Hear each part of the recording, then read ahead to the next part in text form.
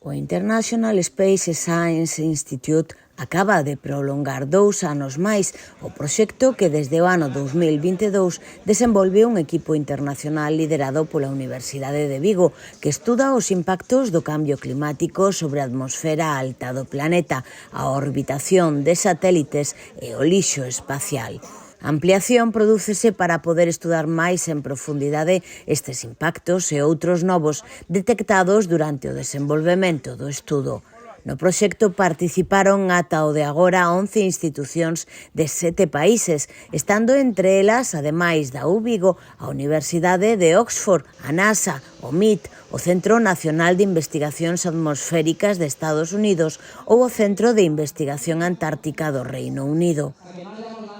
Por parte da Universidade de Vigo participa Juan Antonio Añel, que é o director deste grupo internacional, e Laura de la Torre, docentes da Escola de Enxeñería Aeronáutica e do Espazo do campus de Ourense. Entre os obxectivos do proxecto sitúase a avaliar en que estado se está a monitorizar os impactos do cambio climático nas capas máis altas da atmosfera. O proxecto arrancou en 2022 tras ser un dos seleccionados na convocatoria anual para financiar equipos de traballo nos temas máis relevantes do momento en investigación espacial e de monitorización da Terra. Entre as razóns de estender 2 anos máis a súa realización está que ao longo destes 2 anos identificáronse impactos do cambio climático que se descoñecían na alta atmosfera.